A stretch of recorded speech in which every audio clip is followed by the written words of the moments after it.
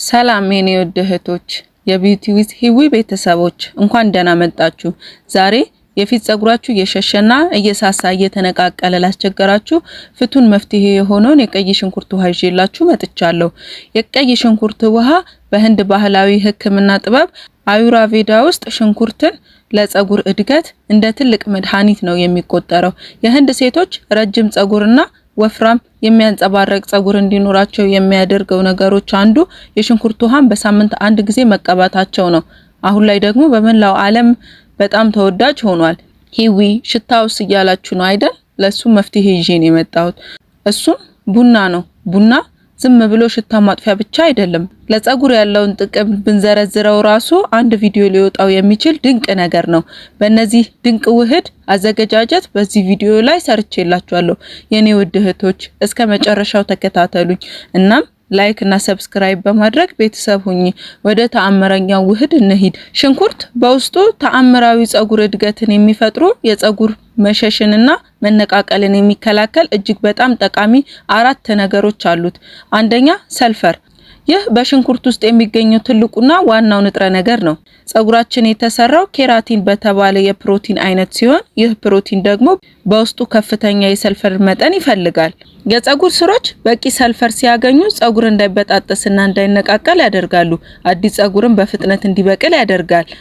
ሁለተኛው አንቲኦክሲዳንት ወይም ኪዩኤርሲቲን እንለዋለን። ሽንኩርት በውስጡ ከፍተኛ የሆነ ኪዩኤርሲቲን የተባለ ኃይለኛ አንቲኦክሲዳንትን ይዟል። ስለዚህ ጸጉራችን በፀሐይ በኬሚካል ወይም ያለ እድሜ እንዳይሸብት ይከላከላል። የራስ ቅል ላይ ያሉ ህዋሳትን ጤናማ ያደርጋል። ሶስተኛው አንቲባክቴሪያልና አንቲፈንገስ ባህሪ አለው። ሽንኩርት የተፈጥሮ ጸረ ህዋሲያን ንጥረ ነገሮችን ይዟል። ያም ማለት በራስ ቅል ላይ የሚፈጥሩ ኢንፌክሽኖችን፣ ባክቴሪያዎችንና ፎሮፎርን በፍጥነት ያጠፋል። የራስ ቅላችን ንጹህና ጤናማ ሲሆን ደግሞ ጸጉር በቀላሉ ያድጋል።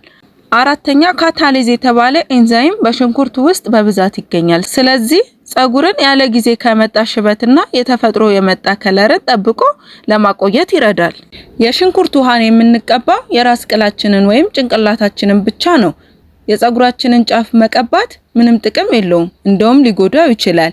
ስለዚህ የጥንቃቄ መልእክት አለኝ። አንደኛ የሽንኩርት ውሃ ዋና ስራው የጸጉር ስሮችን ማነቃቃት፣ የደም ዝውውርን መጨመር ነው። አዲስ ጸጉር እንዲበቅልና መነቃቀሉን እንዲቆም የሚያደርገው ጭንቅላታችን ላይ ስንቀባ ብቻ ነው። የጸጉር ጫፍ የሞተ አካል ስለሆነ የሽንኩርት ውሃ ጫፉን ባይነካው ይመረጣል። ጫፉ ላይ ስንቀባ ጸጉርን የማሻከርና የማድረቅ ባህሪ አለው።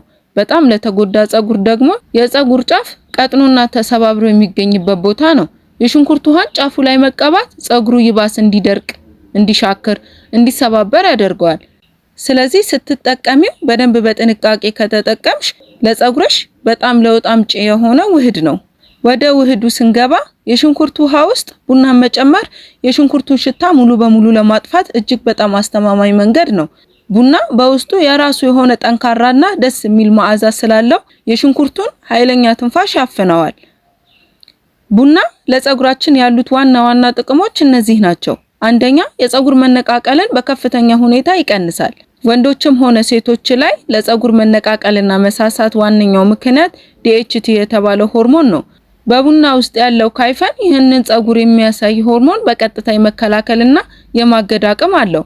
ሁለተኛ የጸጉር እድገትን ያፋጥናል።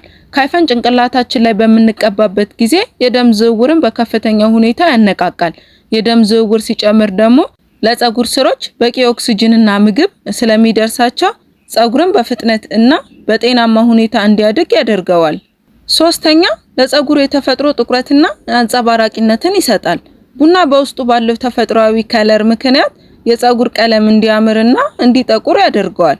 በተለይ ደግሞ ጸጉር እንዳይሻክርና እንዲያንጸባርቅ ይረዳል። ውድ እህቶቼ ሰብስክራይብ እያደረጋችሁ የደውል ምልክቱን ተጫኑና ወደ አዘጋጃጀቱ እንሄዳለን። ይህን አስገራሚ የጸጉር ማስክ ለማዘጋጀት የሚያስፈልገን 2 ራስ ሽንኩርትና 1 የሻይ ማንኪያ ኒስካፌ ወይም የኢትዮጵያ ቡና፣ ሌላው ደግሞ ሩብ ሲኒ ለብ ያለ ውሃ ነው። እሺ ይህንን ካዘጋጀን ወደ ውህዱ እንሂድ። ያዘጋጀነው ሽንኩርት ሳንልጥ በመፍጫ ወይም በመፈቅፈቂያ እናደቃለን። ከዛ በንጹህ ውሃው ማጣራት በሚችል ጨርቅ ጨምቀን የሽንኩርቱን ውሃ እንለየዋለን። ነገር ግን ስንፈጭ ሆነ ስንፈቀፍቅ ውሃ መጠቀም የለብንም። የራሱ ውሃ በቂ ነው። ከዛ ቡናውን ደግሞ እናዘጋጅ። በሲኒ ያዘጋጀነውን ለብ ያለ ውሃ በማድረግ ቡናውን ጨምረን እናማስለዋለን። ከዛ ሲቀዘቅዝ ጠብቀን ከሽንኩርቱ ውሃ ጋር ቡናውን ስንደባልቀው ልዩ የሆነው የቡና መዓዛ ነው የሚሸተው። ከዛም የራስ ቅላችንን በመቀባት በጣቶቻችን ጫፍ በደንብ ማሳጅ ማድረግ ነው። ይህንን ስናደርግ የደም ዝውውራችን ስለሚፈጥን የተቀባነውን ውህድ ወደ ቅላችን እንዲገባ ይረዳዋል። ይህን ከመቀባታችን በፊት በእጃችን ላይ ወይም ከጆሮአችን በኋላ መሞከር እንዳይረሳ። ከዛም ከተቀባነው ከ30 ደቂቃ በኋላ በደንብ በሻምፖ መታጠብና በኮንዲሽነር ማለስለስ አለብን። ኮንዲሽነሩ ጸጉራችን ላይ የተቀባነውን ሽታ በደንብ ያጠፋዋል። ይህን ውህድ በሳምንት 1 ቀን እያደረግን እንሞክረው። ለውጡን እናይበታለን። ከዛ 3 ሳምንት ከሞላን በኋላ በሳምንት 2 ጊዜ መቀባት እንችላለን፣ ግን ለ30 ደቂቃ ብቻ ነው። ከዛ በለውጡ ትገረማላችሁ። ከታጠባችሁ በኋላ ግን የሚስማማችሁን ቅባት መቀባት እንዳትረሱ። የዛሬው ቪዲዮዬ ይህን ይመስል ነበር። ይህንን ፍቱን የተፈጥሮ ውህድ በሳምንት 1 ቀን በመጠቀም የጸጉራችንን ለውጥ በተግባር እያያችሁ ከየት ሀገር እንደምታዩን በኮሜንት ንገሩን። ያያችሁትንም ለውጥ ንገሩን። የአንድ ሰው ለውጥ የሌሎች ትምህርት ነውና ቪዲዮን ጠቃሚ ሆኖ ካገኛችሁት ላይክ ማድረግ እንዳትረሱ።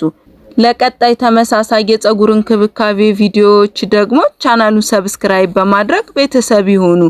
ስላያችሁኝ አመሰግናለሁ። በሌላ ቪዲዮ እስከምንገናኝ ደህና ቆዩ።